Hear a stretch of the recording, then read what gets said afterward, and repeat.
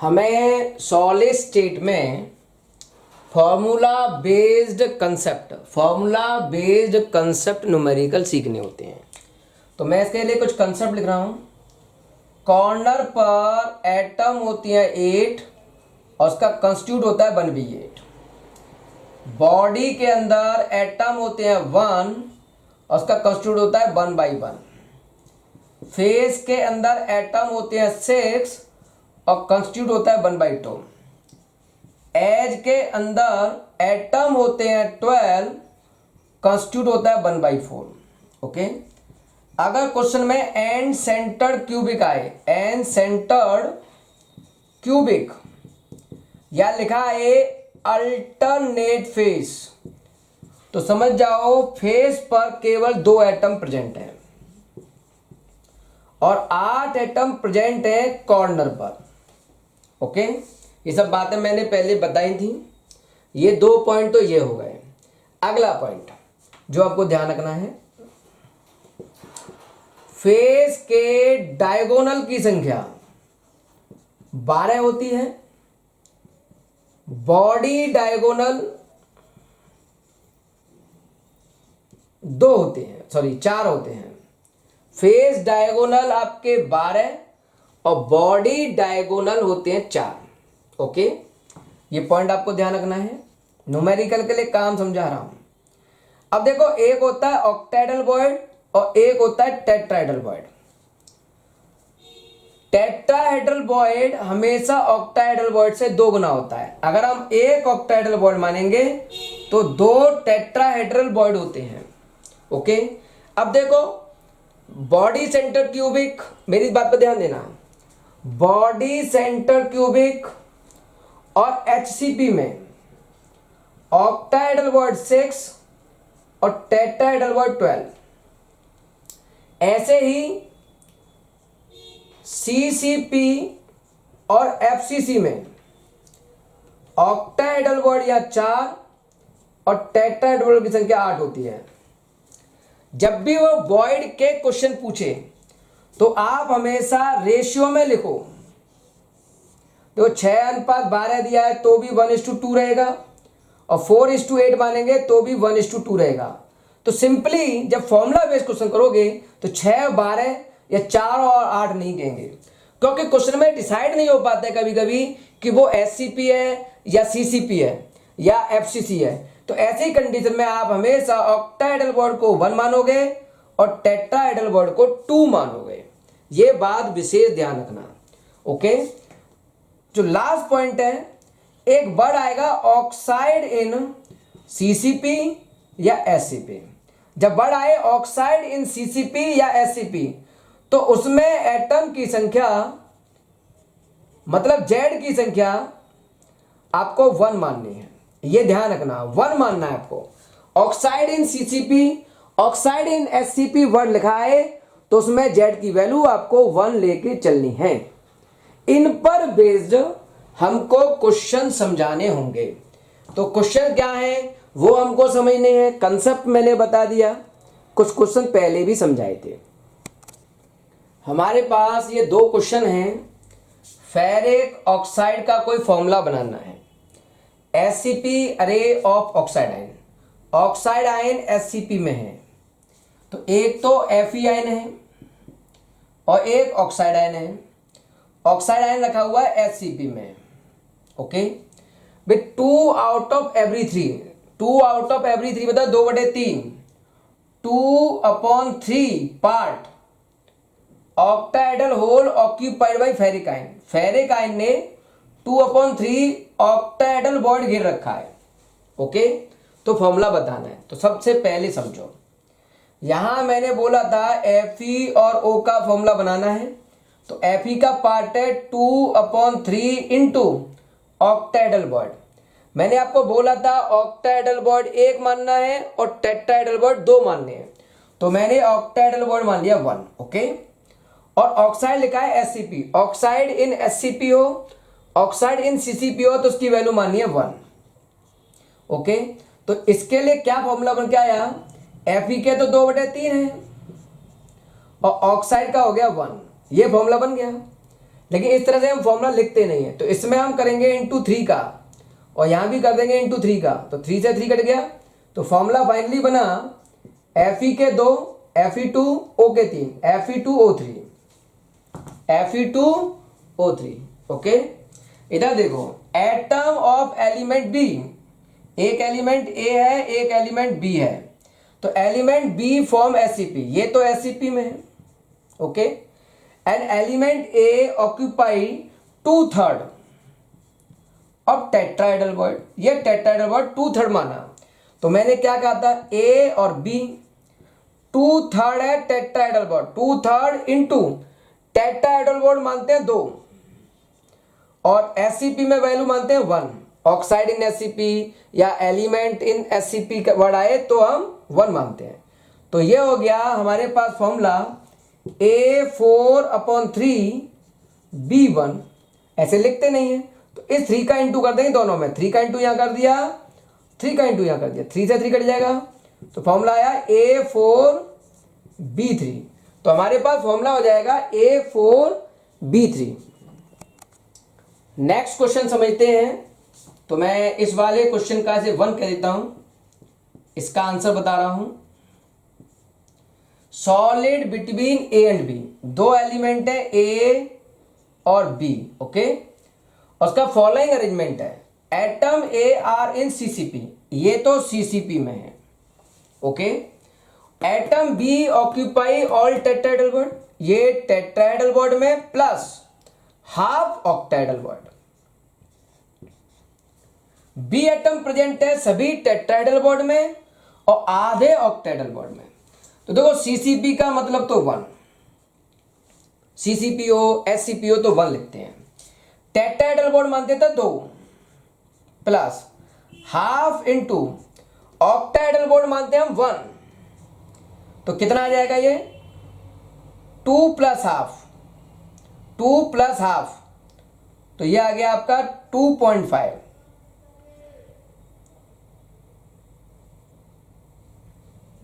Okay, 2.5 आ गया। तो एक एलिमेंट ए है एक एलिमेंट बी है, इसका एलिमेंट एक है इसका 2.5, तो ये फॉर्मूला बन गया A1 और ये 2.5। लेकिन ऐसे फॉर्मूला लिखते नहीं है, इसमें 2 का इंटू कर दो, इसमें भी 2 का इंटू कर दो, तो फॉर्मूला बन जाएगा A2B5। क्या फॉर्मूला बन जाएगा, A2B5।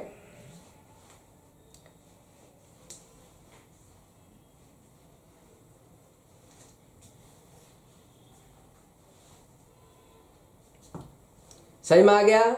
तो फॉर्मूला हो गया A2B5। ओके, चलो अब चेक करते हैं क्वेश्चन नंबर 2 का क्या आंसर है। 2 क्या कहता है,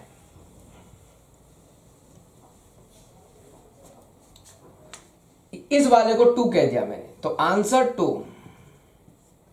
इन एफसीसी अरेंजमेंट, एक एफसीसी अरेंजमेंट है जहां एटम कॉर्नर और फेस पर होंगे, एटम है ए और बी, एटम है ए और बी के, where A atom at corner, A बैठा है कॉर्नर पर। ओके, अब यूनिट सेल, अब B atom at the face, और ये बैठा है फेस पर। बिल्कुल सही, इतना समझ में आ रहा है। अब वो कह रहा है 2 एटम आर मिसिंग, 2 एटम गायब हो गए फ्रॉम द कॉर्नर, 2 कोने के एटम गायब हो गए। अब फॉर्मूला बताओ। देखो, अगर गायब नहीं होते हैं तो क्या अरेंजमेंट होगा, और 2 एटम कॉर्नर के गायब कर दें तो क्या अरेंजमेंट होगा। फेस से कोई गायब नहीं हुआ, फेस के एटम होते हैं 6, फेस के एटम होते हैं 6 और उसका कंस्टिट्यूट होता है 1/2, तो ये आ गया 3। 6 एटम होते हैं फेस पर और कंस्टिट्यूट होता है हाफ, तो एटम हो गए यहाँ टोटल 3। कॉर्नर पर एटम होते हैं 8 और कंस्टिट्यूट होता है 1/8, ये होता है हमारे पास। एटम 8 होते हैं और कंस्टिट्यूट 1/8, लेकिन 8 एटम में से 2 एटम गायब हैं कॉर्नर से, तो 8 में से 2 गायब हो गए, तो कितने बचे यहां 6 बचे। तो फॉर्मूला क्या बन के आया, ए आ गया 6/8, 6/8 और बी आया 3। अब क्या करें, यहां 8 का इंटू कर दो और यहां 8 का इंटू कर दो, इस 8 को उठाने के लिए, तो ये हो गया 8 तो ये हो गया 6 और B हो गया 24, तो फॉर्मूला होगा A6B24।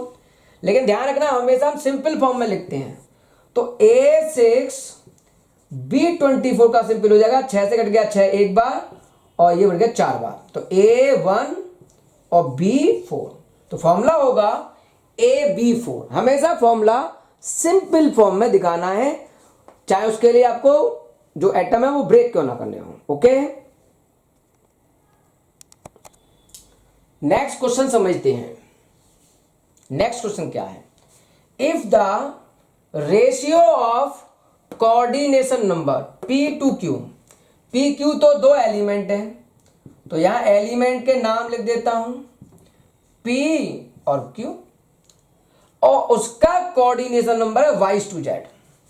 कोऑर्डिनेशन नंबर Y/Z है, तो फॉर्मूला क्या होगा, देखो P एलिमेंट का सेंट्रल एटम माना P और इधर माना Q एलिमेंट, P का कोऑर्डिनेशन नंबर है Y, मतलब इसके सराउंडिंग में Y एटम प्रेजेंट है। कितने एटम प्रेजेंट है, Y एटम। मान लो ये 4 है, ये 3 है, मान लिया मैंने, तो 4 एटम प्रेजेंट है, मतलब Y एटम प्रेजेंट है, जिनकी संख्या मैंने 4 मानी।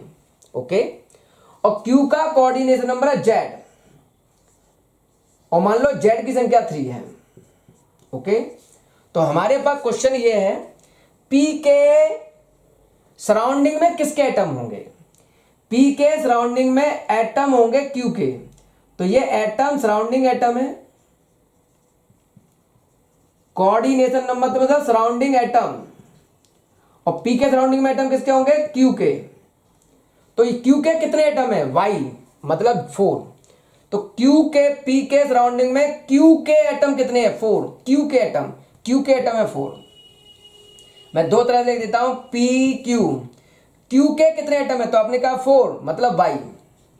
ओके, अब Q के सराउंडिंग में सराउंडिंग एटम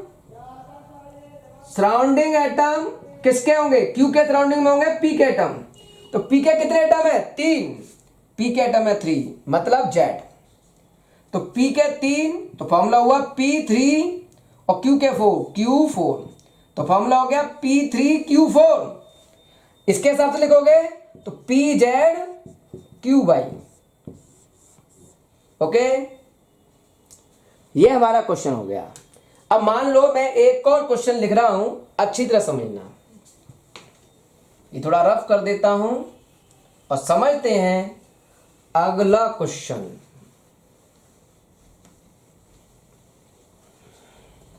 मान लो हमारे पास क्वेश्चन है, हाउ मैनी, समझो ध्यान से क्वेश्चन को, हमारे को क्वेश्चन है how many atom are present, how many atoms are present, how many atoms are present in a cubic unit cell, in a cubic unit cell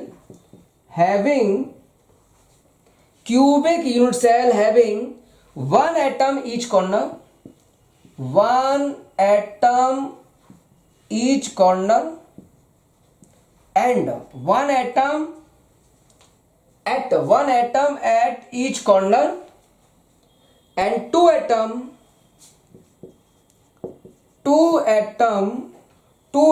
on each body diagonal,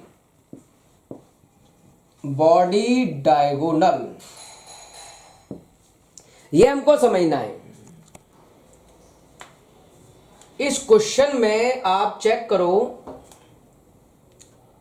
atom की संख्या पूछी है, how many atom present in cubic unit cell having one atom each corner, तो देखो corner पर atom की संख्या होती है 8 एटम होते हैं, उसमें इंटू करते हैं उसके कंस्टिट्यूट पार्ट का, तो ये आया 1 एटम। ओके, फेस हुआ, बॉडी हुआ, एज हुआ, कॉर्नर हुआ, वहां तो एटम विद कंस्टिट्यूट ही लिखा जाएगा। अब 2 atom on each diagonal, diagonal पर कंस्टिट्यूट नहीं मानते, तो बॉडी डायगोनल है, बॉडी डायगोनल पर एटम, 4 बॉडी डायगोनल होते हैं और एक बॉडी डायगोनल पर है 2 एटम, तो ये हो गए टोटल 8 एटम। तो यहां से टोटल एटम की संख्या बताओ। Total atom 1 + 8 = 9। टोटल एटम की संख्या हो गई 9 एटम हो गए टोटल। ओके, तो ये क्वेश्चन हमें समझ में आ गया। अच्छा, एक क्वेश्चन और समझने की कोशिश करते हैं। ये मैं रफ कर देता हूं। तो इस तरह के सभी क्वेश्चंस हमें ट्राई करने होंगे। What is the total number of void? What is the total number of void in 0.5 mole, in 0.5 mole of it, 0.5 मोल में टोटल वॉइड की संख्या बतानी है। तो सबसे पहले समझो, number of atom in CCP ये माने जाते हैं 6.023 10⁻23 एटम इन 1 मोल। तो एक मोल में एटम की संख्या है 6.023 10⁻23 एटम है। आपको निकालने 0.5 मोल में, तो 0.5 का इंटू कर देंगे। समझो, इतने एटम हो गए। अब हमें निकालने वॉइड। तो एक होते हैं ऑक्टेडल वॉइड, जिसको हम मानते हैं नंबर ऑफ एटम के बराबर। तो ऑक्टेडल वॉइड हो गया 0.5 इंटू 6.023 10⁻23 नंबर ऑफ एटम के बराबर। इन दोनों का इंटू करेंगे तो ये वैल्यू आएगी 3.011 10⁻23 हो गया octahedral void. Tetrahedral void the 2 time of octahedral void. तो 2 का इंटू कर दो, 0.5 6.023 10⁻23 में, इसमें इंटू करोगे तो ये वैल्यू आ जाएगी। इंटू करने के बाद टेट्राहेड्रल वॉइड की संख्या 6.02 में इंटू करोगे तो ये वैल्यू हो जाएगी 6.022 10⁻23 टेट्राहेड्रल वॉइड। तो total void octahedral void plus tetrahedral void 3.011 10⁻23 plus 6.022 10⁻23। यहां से इन दोनों को ऐड करोगे तो 9.033 10⁻23 टोटल वॉइड की संख्या आएगी।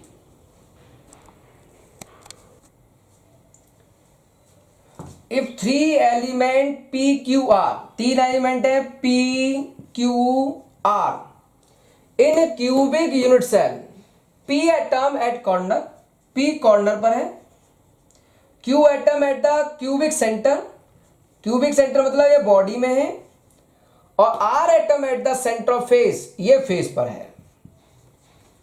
तो कॉर्नर होता है 8 इंटू 1/8, ये 1 हो गया। बॉडी होता है 1 इंटू 1/1, ये 1 हो गया। और फेस के एटम होते हैं 6, कंस्टिट्यूट होता है 1/2, तो ये 3 हो गया। तो P का 1, Q का 1 और R का 3, तो फॉर्मूला हो गया PQR3, PQR3।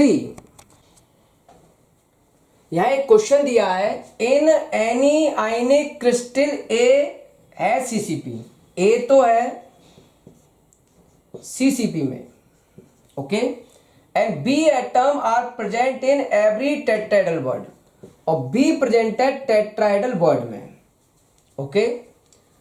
If any sample of crystal contain N number of atom present है बी के, तो ए के एटम कितने होंगे?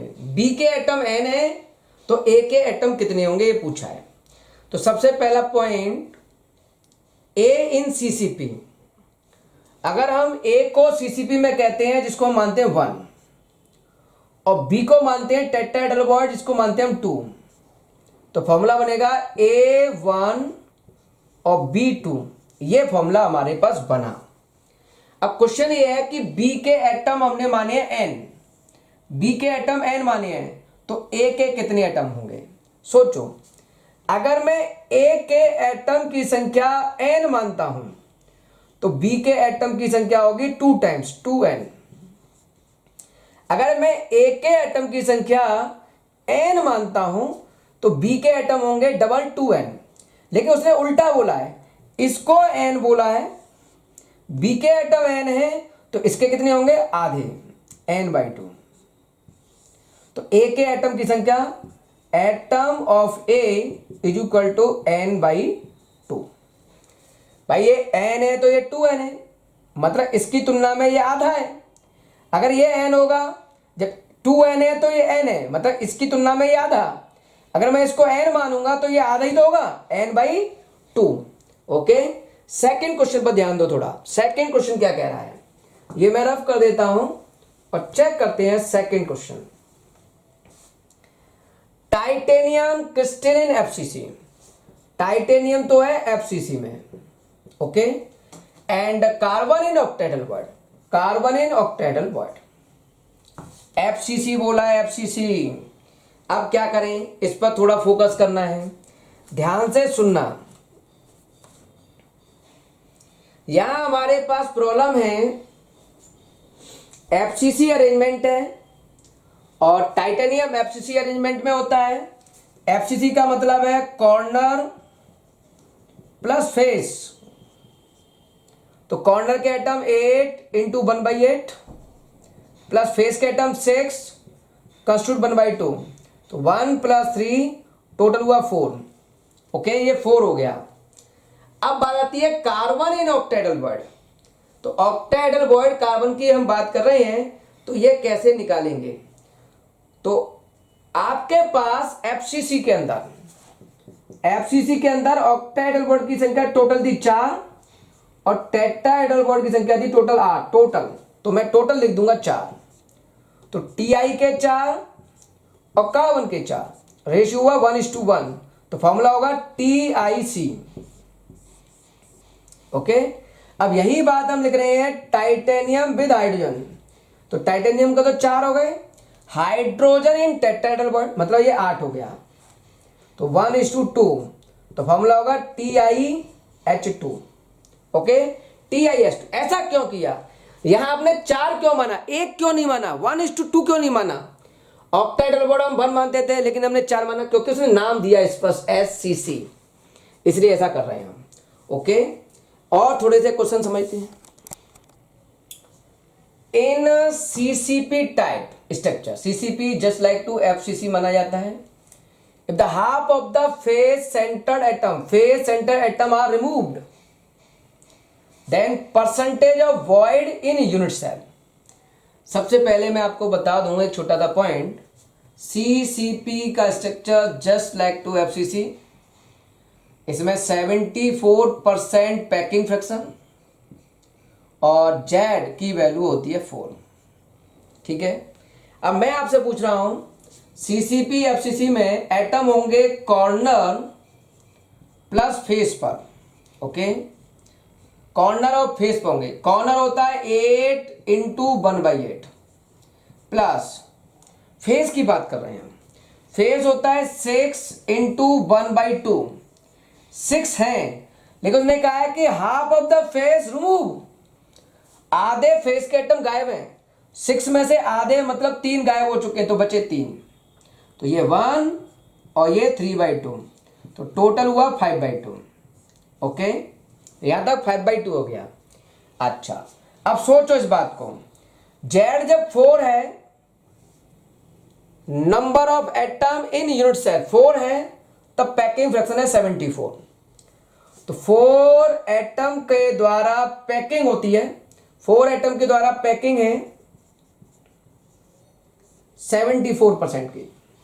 4 एटम के द्वारा पैकिंग है 74% की, तो एक एटम के द्वारा पैकिंग फ्रैक्शन होगा 74/4। ओके, और हमारे पास पैकिंग करानी है केवल 5/2 की, तो 5/2 एटम के द्वारा पैकिंग फ्रैक्शन कितना होगा? 74/4 इंटू 5/2। तो यहां से पैकिंग फ्रैक्शन इतना आया, परसेंटेज में निकाल सकते हो तो आप इसमें इंटू कर दोगे 100 का परसेंटेज निकालने के लिए, तो ये वैल्यू आएगी 46.25%। 4 एटम था जेड, 4 एटम का पैकिंग फ्रैक्शन है 74, तो एक एटम का 74/4। हमारे पास उस फेस में, उस स्ट्रक्चर के अंदर केवल 5/2 एटम प्रेजेंट है, तो 5/2 एटम के द्वारा पैकिंग फ्रैक्शन आया इतने परसेंट। उसने पूछा वॉइड की परसेंटेज बताओ, तो 100 माइनस पैकिंग फ्रैक्शन, तो वॉइड की परसेंटेज होगी 53.75 या 54%। ओके,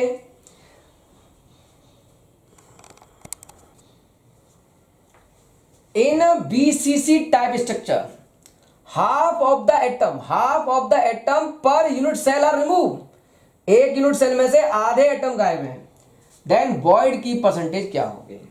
हमारे पास अरेंजमेंट है बॉडी सेंटर क्यूबिक, इसका पैकिंग फ्रैक्शन की परसेंटेज होती है 68% और जेड की वैल्यू होती है 2 एटम होते हैं जेड में। ओके, तो आपको समझना है हाफ एटम आर रिमूव, आधे एटम गायब कर दिए हैं। ओके, तो जब 2 एटम है तो पैकिंग फ्रैक्शन है 68%। ओके, 68%, और एक एटम होगा तो पैकिंग फ्रैक्शन हो जाएगा 68/2, तो ये आ गया आपके पास 34% एक एटम का। इसने भी बोला है कि हाफ एटम के लिए, भाई टोटल एटम 2 थे, टोटल एटम इन बीसीसी बराबर जेड बराबर 2, और हाफ करोगे तो उसके लिए एटम की संख्या आएगी 1, तो एक एटम में निकालना है। 2 एटम में 68%, तो एक एटम में 34%, तो वॉइड की परसेंटेज 100 माइनस 34, 100 में से माइनस कर दें 34, 66% आ जाएगी, 66% आ जाएगी।